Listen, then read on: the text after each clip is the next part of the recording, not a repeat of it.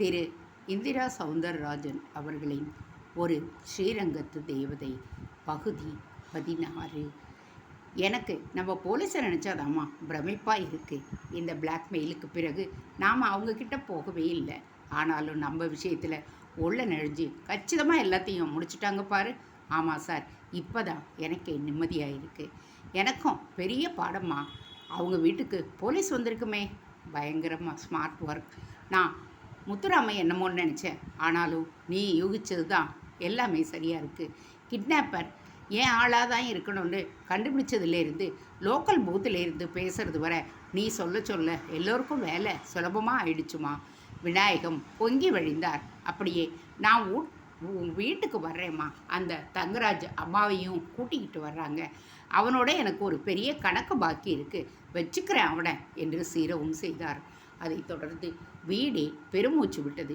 பெருமாளே, இதெல்லாம் முடிஞ்சிடுத்துனா போதும் என்று மேலே பார்த்து கையை தூக்கினான் பங்கஜ். இப்பெல்லாம் விஞ்ஞானம் மட்டுமல்ல, வர வர கிரிமினல்களும் வளர்ந்துட்டாங்க. நாங்களும் எங்களை வளர்த்துக்கிட்டே தான் வர்றோம். வாஸ்தவத்தில் இந்த கேஸ் ஒரு கேஸே இல்லை. இந்த தங்கராஜுக்கு ஃபோன் பேச்சை போலீஸ் ஓட்டு கேட்கணுன்னே தெரியல. தெரிஞ்சிருந்தா இவன் ஃபோனே பண்ணாமல் வேறு விதத்தில் தான் முயற்சி எடுத்திருப்பான். இப்போ கூட தன்னை எப்படி பிடிச்சாங்கன்னு குழம்பி போய் தான் அவன் யோசிச்சுக்கிட்டே இருப்பான் என்று ஐயங்கார் வேடத்தில் இருந்த போலீஸ்காரரும் தன் பங்குக்கு விளக்கினார். போலீஸ் ஸ்டேஷன் லாக்கப்புக்குள் தங்கராஜும் மகாபுருஷனும் அடைக்கப்பட்டனர். குழந்தைக்கு ஒரு லேடி டாக்டர் வந்து சிகிச்சை அளித்ததில் அது கண்களை திறந்துவிட்டு இருந்தது. மகாவும் மீராவும் குழந்தையின் அருகிலேயே இருந்தனர். மகா பால் கொடுக்க தயாராக இருந்தாள். அவ்வப்பொழுது எஸ்ஐ முத்துராமின் அருகில் சென்று 2 பேரையும் 5 வருஷத்துக்கு வெளியே வர முடியாதபடி உள்ளே போட்டுருங்க சார், காலமெல்லாம் வெளியே வராட்டி கூட பரவாயில்ல என்று ஆத்திரத்தோடு பேசிவிட்டு வந்தாள். தங்கராஜன் தாயும் கிட்டத்தட்ட இதேதான் சொன்னாள். நல்ல வேளையாக குழந்தைக்கு பெரிய காம்ப்ளிகேஷன்கள் இல்லை.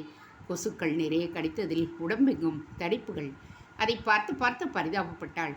மீரா கைகளால் தடவி தடவி பார்த்தாள். விநாயகமும் பார்த்து கொண்டே இருந்தார். வக்கீல் விஸ்வநாதனும் அமைதியாக பார்த்தபடியே இருந்தார்.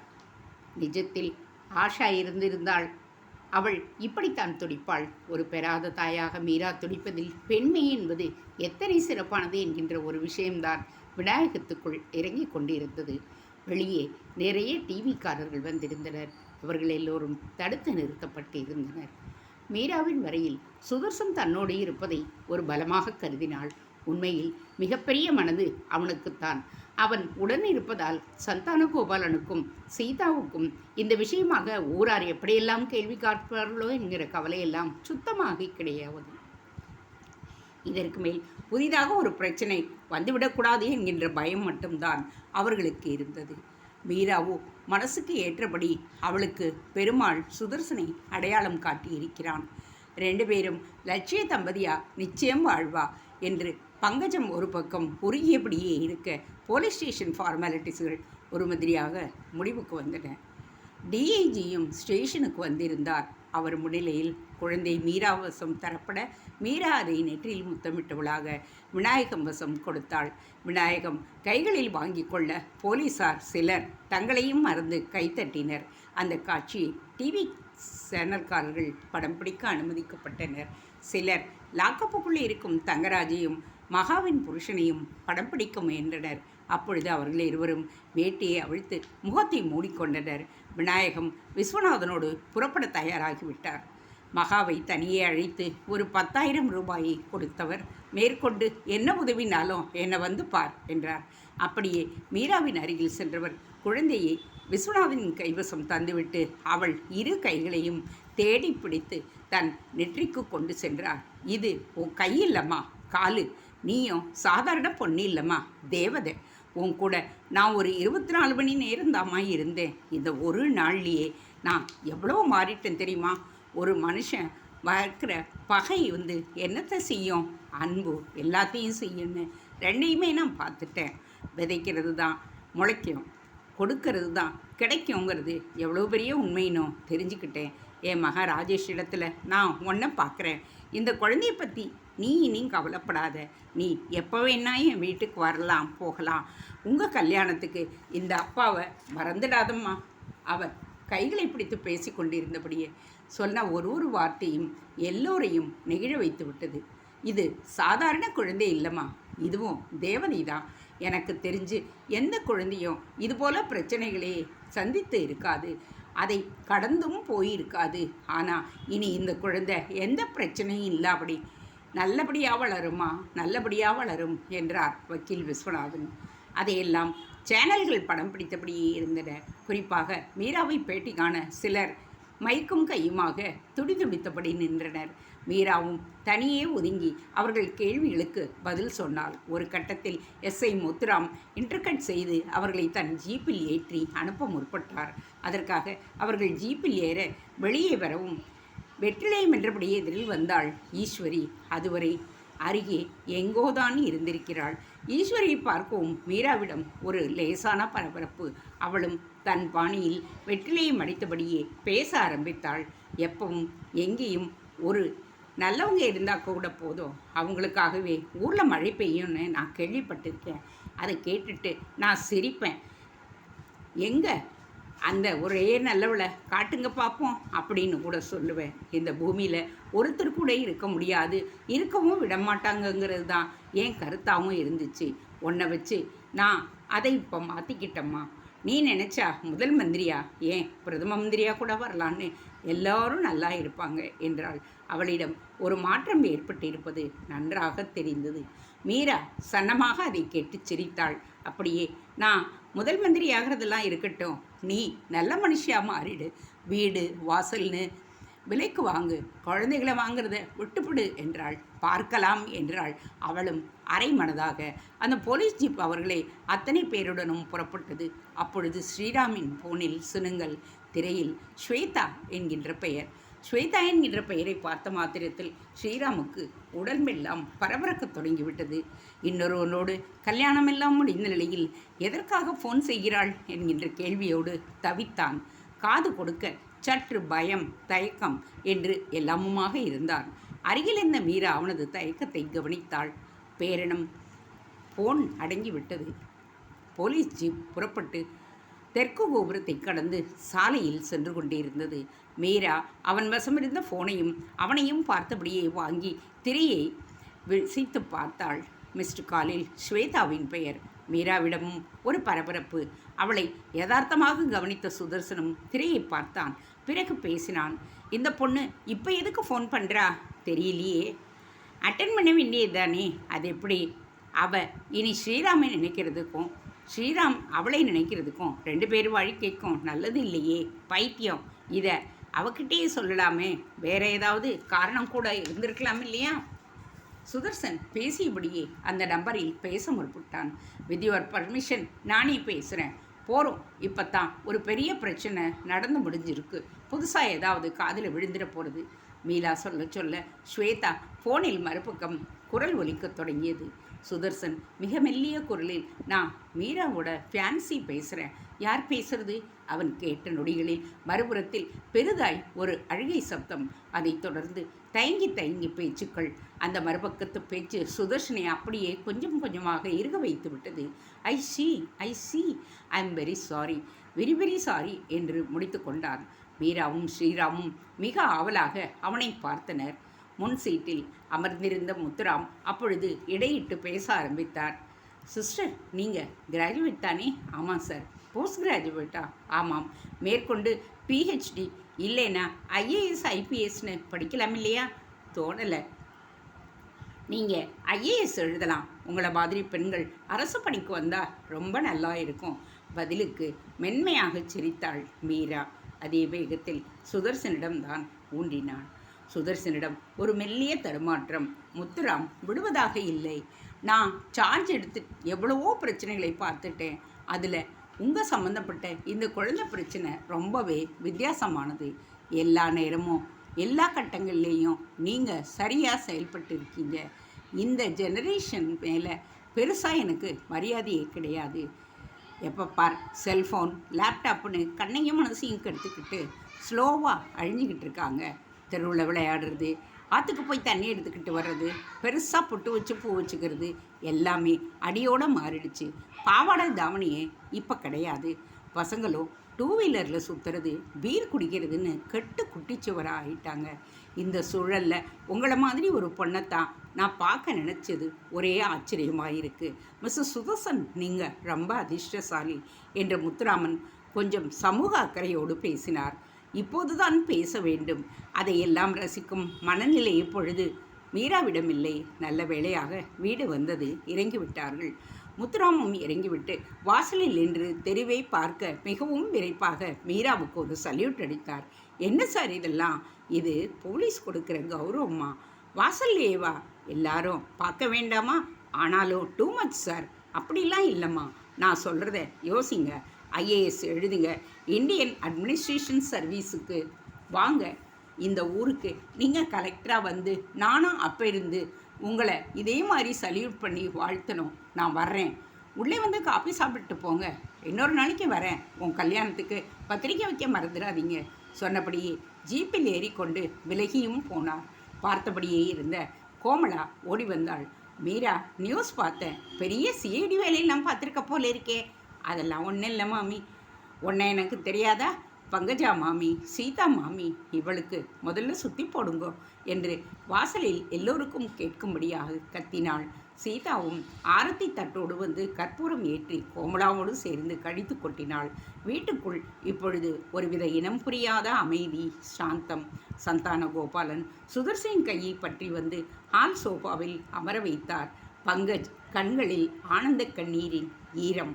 ஆனால் மீராவும் ஸ்ரீராமும் சுதர்சனைத்தான் பார்த்தபடி இருந்தனர். அவனிடம் எப்படி ஆரம்பிப்பது என்று ஒருவித தயக்கம், தடுமாற்றம். போரும், ஃபோனில் என்ன தகவல் வந்தது? நீங்கள் எதுக்கு சாரி வெரி சாரின்லாம் சொன்னீள்? மீரா சுதர்சனை தூண்டினாள். பங்கஜம், சந்தான கோபாலன், சீதா என்று எல்லோரிடமும் சட்டென்று ஒரு மாற்றம். சுதர்சன் அவர்களை எல்லாம் கூட பார்த்தான். பிறகு ஒரு தீர்மானத்துக்கு வந்தவன் போல் வாயை திறந்தான். சொல்கிறேன் மீரா, சொல்கிறேன். உன் மேலே உண்மையிலேயே அந்த ஒரு ஃபோன் வரக்கூடாத ஃபோன். நல்ல வேளை நீங்கள் 2 பேரும் அட்டன் பண்ணலை. பீடிகையெல்லாம் போதும். என்ன நடந்தது? அவள் என்கிட்ட மன்னிப்பு கேட்க நினச்சாலாக்கும். இல்லை ஸ்ரீராம், விதி விதின்னு நாமெல்லாம் பேசுவோமே, அது எவ்வளவு வலிமையானதுன்னு நான் இப்போ ப்ராக்டிக்கலாக பார்க்குறேன். எனக்கு என்ன சொல்கிறதுன்னே தெரியல. பீடிகையெல்லாம் வேண்டாம். அவள் என்ன சொன்னா? அவள் பேசவே இல்லை ஸ்ரீராம். பேசினது கார் டிரைவர். அவங்கிட்டையா போய் அவ்வளவு சாரி சொன்னீங்க? என்ன ஸ்ரீராம், நீ கல்யாணம் ஆகி சில மணி நேரங்களில் புருஷன் செத்துட்டான்னு காதில் தகவல் விழுதா? வேற என்ன சொல்கிறது? வாட்? ஸ்ரீராம் வாய் பிளந்து விட்டது. மீரா நெற்றி அகண்டு விரிந்தது. சந்தான கோபாலன், பங்கஜ், சீதா என்று மூவரிடமும் ஸ்தம்பிப்பு. ஆனால் சுதர்சன் காதுக்குள் ஃபோனில் பேசிய டிரைவரின் குரல். சார், கல்யாணம் முடிஞ்சு விருந்தும் முடிஞ்சிச்சு சார். சாமி தரிசனம் பண்ண கொஞ்சம் நேரம் ஆகும்னு சொன்னாங்க. அந்த கேப்பில் கல்யாண மாப்பிள்ளைக்கு அவர் ஆஃபீஸில் இருந்து, அதாவது அமெரிக்காவில் இருந்து ஒரு ஃபோன் வந்துச்சு. ஏதோ ஒரு ஃபைலை அவசரமாக ஃபார்வேர்டு பண்ண சொல்லியிருக்காங்க. அது இவரோட பர்சனல் லேப்டாப்பில் இருந்திருக்கு. அதை இவரும் அவசரத்தில் கீழே திருப்பதி ஹோட்டல்லையே வச்சுட்டு வந்திருக்கிறாரு. அந்த ஹோட்டலில் தான் முதல் இரவுக்கும் ஏற்பாடு பண்ணி இருந்திருக்காங்க. அதனால் தரிசனத்தை எல்லோரும் அப்புறம் பார்த்துக்கலான்னு நான் கீழே போகிறேன்னு கிளம்பிட்டாரு. சொல்ல கேட்காம அவரே ட்ரைவ் பண்ணிக்கிட்டும் போனார். நான் தயாராக இருந்து தவிர்த்துட்டார். என்னமோ தெரியல, ஃபோனில் வேற பேசிக்கிட்டே தான் இருந்தார். எல்லோரும் என்னவெல்லாமோ எவ்வளவெல்லாமோ சொன்னேன். நான் கூட போய் அந்த லேப்டாப்பை எடுத்துக்கிட்டு வரேன்னு சொன்னேன். கல்யாணத்துக்கு வந்த ஒருத்தர் மேலே யார்கிட்டையாவது லேப்டாப் இருந்தால் அது மூலமாக ஃபைலை அனுப்பலாமான்னு சொன்னார். அவர் எதையுமே காதில் வாங்கிக்கல. விதி விளையாடத் தொடங்கிட்டா எந்த பேச்சும் காதில் விழாதும்பாங்க. அது எவ்வளவு பெரிய உண்மைங்கிறத நான் பார்த்தேங்க. அவருக்கு இருந்த பதட்டம், போன வேகம், ஃபோன் பேசிக்கிட்டே போனது எல்லாமே விபத்துக்கு காரணமாகி கார் ஒரு மலைச்சரிவில் கவுந்துடுச்சு. எங்களுக்கு தகவல் தெரியவே ரொம்ப நேரம் ஆயிடுச்சு. உடம்பு இப்போ மார்ச்சுவரியில் இருக்குது. எல்லோரும் அழுதுகிட்டு இருக்காங்க. அப்படியே ஸ்வேதா அப்பாவையும் திட்டுறாங்க. ஸ்வேதா உறைஞ்சு போய் கிடக்கு. நான் அது கூட இருக்கிறேன். மனசு கேட்காம தான் உங்கள் காதில் இதை போட்டேன். நடந்ததுக்கு பேர் கல்யாணமே இல்லைங்க. அது ஒரு ஆத்திரம். வேற நான் என்னத்தை சொல்ல? இப்படி டிரைவர் சொன்னதற்குத்தான் சுதர்சன் சாரி, வெரி சாரி என்று சொல்லி இருக்கிறான். அதை அப்படியே இவர்களிடம் சொல்லவும் அவர்களும் மெல்லிய குரலில் அதே சாரியை திருப்பிச் சொன்னார்கள். ஸ்ரீராம் மட்டும் எதுவும் பேசவில்லை. மீராவை பார்த்தான். அவன் பார்வையில் 1000 அர்த்தங்கள். அவனுக்கா புரியாது? ஸ்ரீராம், நீ என்ன நினைக்கிறேன்னு புரியறது. கவலைப்படாத, ஆறுதல் சொல்கிறேன்னு ஸ்வேதா கிட்ட பேசவும் முயற்சி செய்யாத. ஒருவேளை அவளே பேசினாலும் நீ பேசாத. இந்த விஷயத்தில் என் பேச்சை கேள். இப்போதைக்கு நான் அவ்வளவுதான் சொல்லுவேன் என்றவள் சந்தான கோபாலனை பார்த்தாள். அப்பா, நான் சொன்னது சரிதானே என்று கேட்டாள். நான் என்னத்தம்மா சொல்ல, இந்த கல்யாணத்துக்கு முந்தையே நமக்கும் அவளுக்கும் எந்த தொடர்பும் கிடையாது. கல்யாணத்துக்கு பிறகும் கிடையவே கிடையாது. ஆனாலும் மனசுக்குள்ள ஐயோ பாவமேன்னு ஒரு இறக்கம் சுரக்கத்தான் செய்கிறது. அதுக்கு பேர் தான்ப்பா மனிதாபிமானம். வாஸ்தவம்தான், நம்ம மனிதாபிமானம் ஒருத்தரை காப்பாற்ற பயன்பட்டா பரவாயில்லை, அழிக்கிறதுக்கு அப்படி ஆயிடுச்சுதேம்மா. இல்லைப்பா, எதுவும் அழியலை. உண்மையிலேயே ஆத்திரம், அவசரம், நாங்கிற மமதை, இது எல்லாம் தான்ப்பா இப்போ அழிஞ்சிருக்கு. தப்பிக்க வேண்டியது தப்பிச்செடுத்துப்பா. மீரா எங்கே வருகிறாள் என்று ஸ்ரீராமும் புரிந்து கொண்டான். சுதர்சனும் புரிந்து கொண்டான். என்னம்மா சொல்கிற நீ என்று சந்தானகோபாலன் கேட்டார். இவன் ஒருத்தன், அதெல்லாம் போக போக புரியும். கிணத்து தண்ணியை இனி எந்த ஆற்று வெள்ளமும் கொண்டு போகாது. இப்போ நாம் பேச வேண்டியது இவா கல்யாணத்தை பண்ணி மட்டும்தான் என்று பங்கஜம் பாட்டி இடையில் புகுந்து மடைமாற்றம் செய்து விட்டாள். எங்கள் கல்யாணம்தான் 6 மாதம்னு தள்ளி போயிடுச்சே என்று சுதர்சன் கேட்டான். ஆமாம் மாப்பிள்ள, ஆனால் இப்பெல்லாம் நாட்கள் ரெக்கை கட்டிக்கொண்டு பறக்கிறது. இப்படிங்கிறதுக்குள்ள அந்த 6 மாதம் ஓடிடும். ஆனாலும் நீங்கள் பிரத்யேகமாக வந்திருக்கிற இந்த தருணத்தை பயன்படுத்தி மீராவோட முகூர்த்த புடவையை மட்டுமாவது வாங்கிடலாமே என்று பங்கஜ் கேட்டதை சீதா பெரிதும் ரசித்தாள். எந்த பொண்ணாக இருந்தாலும் புடவை கடைக்கு போவதை நினைக்கும் போதே பணம் என்னவோ லேசாகி விடுகிறது. அது என்னமோ மாயமோ இல்லை உளவிலோ. ஆமாம் மாப்பிள்ள, இப்போவே போய் ஆர்டர் பண்ணிடுவோம். இந்த சந்தோஷமான நேரத்தில் அது ஒரு அச்சாரமாக இருக்குமோ இல்லையோ என்று சந்தானகோபாலனும் கேட்டார். எல்லோருக்கும் சம்மதம்னா எனக்கு ஆட்சேபம் இல்லை என்றபடியே சுதர்சன் ஸ்ரீராமின் காதை தேடிச் சென்றவனாக, ஸ்ரீராம், நீ வேணா பார், உங்கள் அக்கா ஒரு புடவைக்கு 2 புடவையா வாங்குவா என்றான். ஸ்ரீராமுக்குள் அவனை மூழ்கிச் செய்தபடியே இருந்த துக்கம் அவனை தூக்கிட்டு மிதக்கச் செய்தது.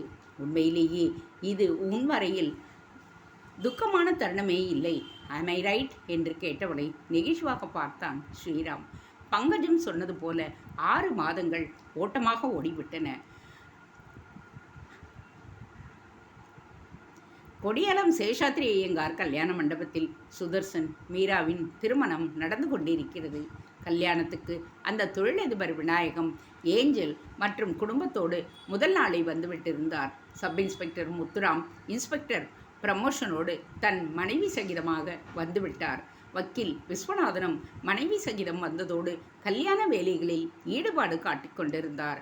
வாசலில் போவோர் வருவோருக்கெல்லாம் தாம்பூலம் தந்தது யார் தெரியுமா? கேட்டு நீங்கள் அதிர்ச்சி அடைந்து கூடாது. ஸ்வேதாவின் அப்பா வைத்தியநாதன் தான். ஆம், அந்த தாம்பூலம் மனிதர்தான் தாம்பூலம் கொடுத்து கொண்டிருந்தார். அவர் உதவிய நம் ஸ்ரீதர். அவர் ஸ்ரீராம் மிக உற்சாகமாக ஓடி ஆடிக்கொண்டிருந்தான். மணமேடையில் மீனாவின் அருகில் இருந்த ஸ்வேதா அவள் இருந்தாள் என்பதை விட இருக்க வைக்கப்பட்டாள். மீராவால் அவள் இருக்க வைக்கப்பட்டாள் என்றுதான் கூற வேண்டும். அந்த கூட்டத்தில் மகாவும் இருந்தாள். ஸ்வேதாவுக்கும் ஸ்ரீராமுக்கும் திருமண நிச்சயதார்த்தம் மிக சிம்பிளாக முடிந்துவிட்டது.